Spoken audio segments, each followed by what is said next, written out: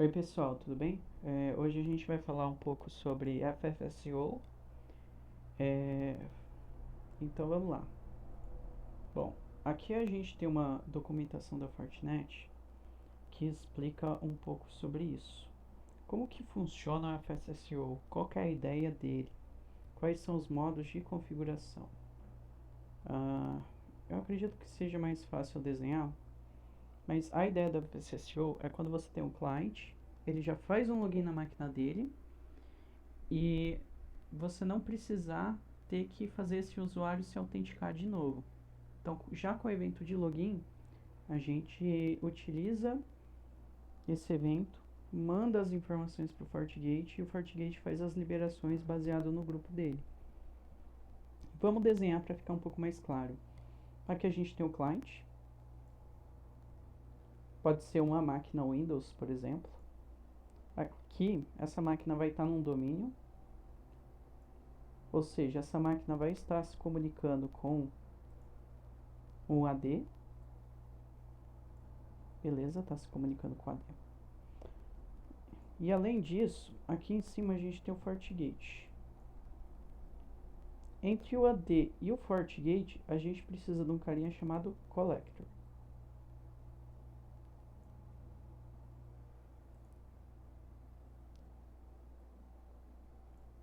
Para poder fechar essa comunicação.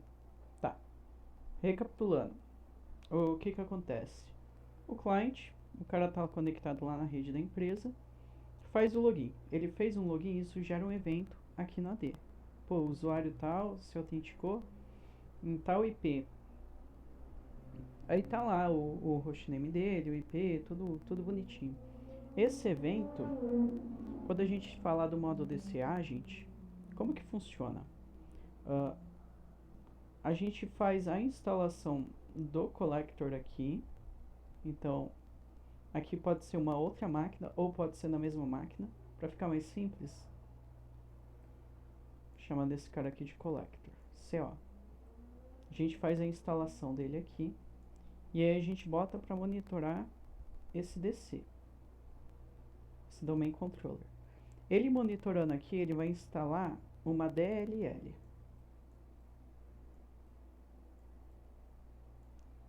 Então, essa seria a diferença. Quando você tem o collector, é a instalação daquele programa. Quando você tem o agente, você tem a instalação da DLL. Quando você faz a instalação da DLL, você precisa reiniciar esse cara. Então, geralmente, isso é feito em janela. Você reiniciou o AD depois de ter instalado a DLL, ele vai se comunicar com o collector. O collector vai pegar todos esses eventos de informação dos usuários. Aqui ele pode ter filtros configurados. Pode ter filtros. Por exemplo, eu só quero mandar informações de dois grupos para o FortiGate. Só quem se autenticou no grupo, vamos supor, portaria, ou quem está autenticado no grupo TI. Vamos supor que só existam dois grupos, portaria e TI. E com base nessas informações que ele manda pro FortiGate, você consegue criar políticas de firewall baseado nos grupos. Ou seja, o pessoal de TI pode acessar, vamos supor, alguns servidores ou até mesmo sites que o grupo de portaria não consegue acessar. Então imagina aqui que tenha sites que falem sobre coisas de TI. Você pode ir lá no criar um security profile, um web filter, liberando acesso só para quem estiver na regra que demete do grupo de TI. Quem não tiver, quem for do grupo de portaria, por exemplo, você bloqueia tudo que foi relacionado a esse tema. Dá para fazer esse tipo de coisa. Tá, aqui é a comunicação assim explicada de uma forma muito simples. A gente vai se aprofundar um pouco mais agora.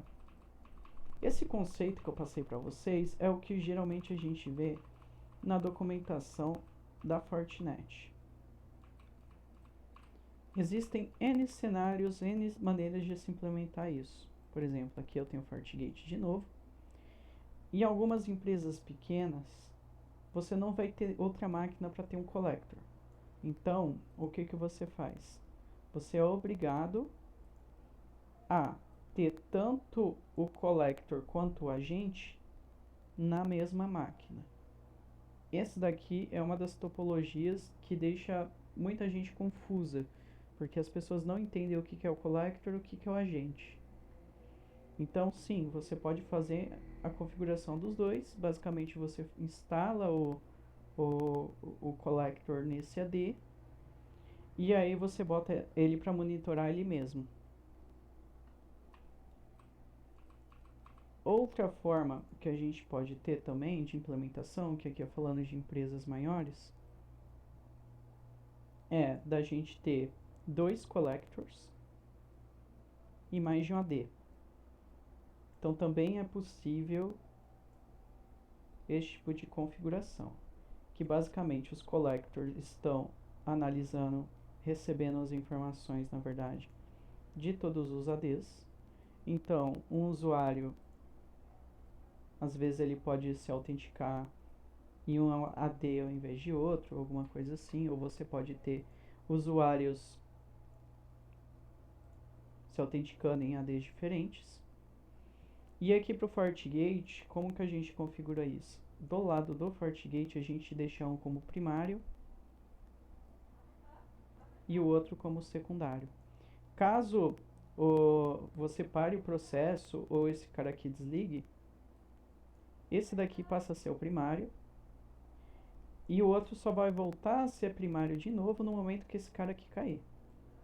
Então, um tem que estar down para poder fazer esse chaveamento, entendeu? O que está ativo tem que ficar down para o secundário assumir. Então, assim, existem todos esses cenários. Também existe um outro cenário que você só tem um collector, mas você tem, por exemplo, 2 ADs ou mais ADs. Só que aí, quando você faz esse tipo de topologia aqui, você não tem redundância, porque se esse cara morre aqui, ó, já era, você perde os eventos desses dois. O modo DCA, gente, é o mais recomendado pela Fortinet. Por quê? Porque ele é o mais preciso. Você consegue ter um grande número de usuários e sempre ter as informações mais atualizadas. Poxa, por que você precisa entender sobre isso? Com essa base teórica que eu passei para vocês viram que eu não falei nada de porta ainda. Qual é a porta de comunicação, como que funciona? Por enquanto não. O que vocês precisavam entender é que existem essas formas de implementação, tá? E aí varia do que é possível fazer ou não em cada ambiente. Mas eu particularmente, se eu pudesse, eu teria sempre 2 collectors, independente da quantidade de número de ADs, para ter um número maior de redundância, tá? Esse é o tipo de implementação que eu gosto de fazer. Mas, voltando ao assunto. Poxa, e troubleshooting? Como que eu faço se basicamente não tá chegando nada no firewall? Os usuários não estão conseguindo se autenticar. Com as informações que eu passei antes, você consegue ir eliminando possibilidades até chegar no resultado. Por exemplo, vamos lá. Vamos utilizar uma topologia um pouco mais simples. Que aqui você tem o AD, um collector e um FortiGate. E aqui você tem essa máquina. Tá. O FortiGate é totalmente passivo, ele só recebe essas informações nesse modo de configuração. E é o mais recomendado. Imagina o seguinte, o usuário está fazendo login na rede e aí ele não está conseguindo navegar na internet. Tá. O que você precisa ver? Eu entraria no Firewall e olharia se esse usuário está autenticado ou não lá. Se ele não tivesse autenticado lá, qual o segundo lugar que eu olharia? Eu olharia o collector. Lá no Collector tem uma opção de Show Logon Users. Você vê os usuários que estão autenticados. Pô, existe o evento do usuário lá? Ele tá com o mesmo IP? Tá tudo bonitinho? Poxa, tá tudo bonitinho. Então existe um problema de comunicação aqui. Ah, não existe usuário aqui. Não tá chegando nesse cara. Aonde que eu vou fazer o troubleshooting? Nesse cara aqui. Poxa, mas o que dá pra fazer nesse cara aqui? Aqui é mais simples. Você consegue entrar lá nos eventos do Windows e ver se esse cara se autenticou ou não.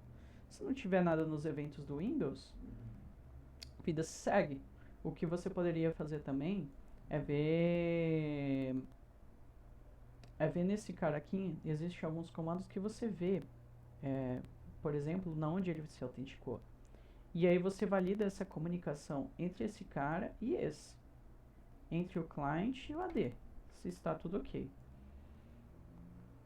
É bem simples de entender o conceito, mas ainda existem outros cenários, tá? Porque existe a questão do hostname da máquina. Então, no momento que esse cara se conecta numa rede, ele precisa avisar pro DNS que o IP dele mudou. Então, se a entrada DNS não tiver atualizada, esse cara aqui vai ter o IP1, por exemplo, só que a entrada DNS aqui é o IP2. As informações de navegação desse usuário, pode esquecer, aqui no Firewall ele não vai conseguir navegar. Então, também existe uma questão de cache DNS. E é lá nas configurações de DNS que você faz para poder manter atualizado. De forma geral, toda vez que esse cara se conecta numa rede, ele tenta atualizar essa entrada no DNS. Então, tem que validar essas comunicações com o DNS também. E se existe algum tipo de cache, entrada duplicada, ou se o IP dele realmente é aquele. Então, nesse tipo de troubleshooting, você precisa ter acesso a essa máquina para poder fazer essas validações. Porque se você pegar só o hostname e fazer um ping, talvez ele resolva para o IP errado. Vamos falar agora da parte um pouco mais técnica. Deixa eu pegar aqui o meu navegador. Tem uma imagem aqui que é muito boa, para poder fazer um pouco mais de sentido. Que é uma imagem que explica exatamente as portas e tudo mais.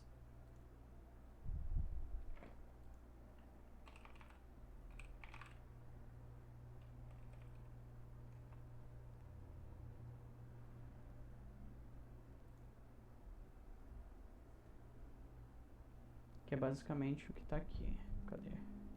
Acho que é o mesmo, hein, que eu tava vendo lá.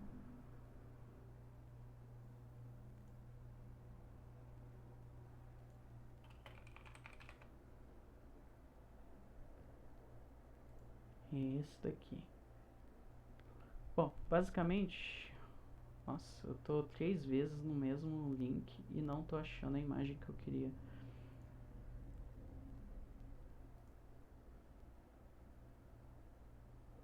Tem uma imagem muito famosa, que é essa daqui, ó. Que ela é bem didática. Bom, aqui tem todo aquele processo que eu falei pra vocês. Basicamente, o usuário faz o login, gera o evento lá no DC. O DC seria o AD, no caso. E aí o AD tem a comunicação nessa porta UDP 8002 com o Collector. E o Collector tem a comunicação com o FortiGate. Então, exatamente como eu tinha dito antes, é totalmente passível. O FortiGate só recebe essas informações. Que aqui tem username, hostname, IP address, user groups.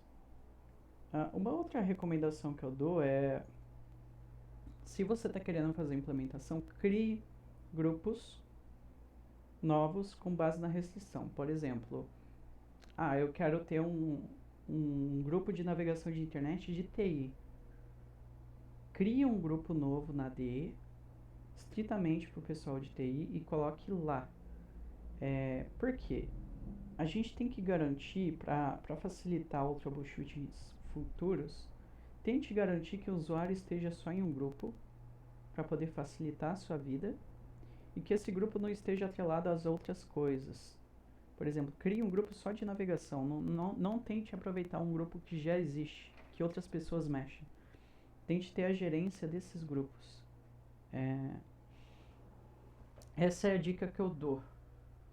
Porque senão, se você tiver várias pessoas mexendo nesses grupos, toda hora movendo uma pessoa de um grupo para o outro, você pode estar causando algum problema de acesso para essas pessoas, entendeu? Então, assim, para facilitar a gerência, cria, sei lá, internet nível 1, internet nível 2, 3, 4, 5, 6, 10, 20. Ou internet TI, alguma coisa assim, entendeu? Essa foi a explicação do modo DC Agent. Na prática, a gente consegue ver por aqui.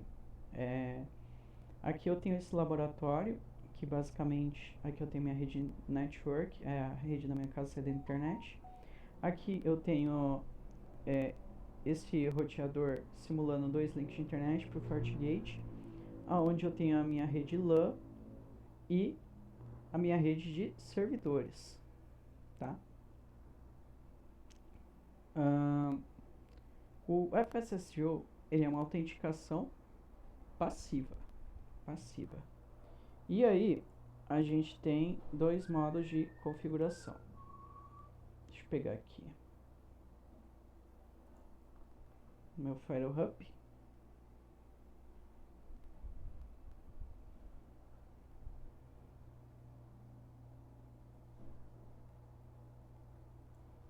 Do lado do Firewall, a gente vem aqui em Security Fabric, External Connectors. Nesse cara aqui, a gente configura o Collector. E aqui você consegue ver que existem os grupos e tudo mais. Essa daqui é só uma aula mais teórica. Depois vou fazer um vídeo prático de configuração de tudo isso. Mas só para vocês entenderem qual que é a ideia. Por mais que a gente tenha o FSSO configurado, tá? Por mais que a gente tenha ele configurado, é interessante a gente ter outros tipos de políticas, por caso se o FSSO não funcione em algum momento, o usuário tenha uma segunda opção de autenticação. Então, o que pode ser interessante é, por exemplo, você configurar o modo DC Agent como primário e secundário uma autenticação via LDAP, por exemplo. Na verdade é LDAP-S, porque é mais seguro. Existem outras formas de autenticação, além do modo DC Agent. Por exemplo, existe uma outra que não é tão recomendado, que é o Polymode, que eu vou tratar em outro vídeo. E também existem outras maneiras de autenticação. Eu acredito que uma das mais novas que tem aí é a autenticação do FSSO via SAM. Tá? E aí eu posso abordar em outro vídeo também.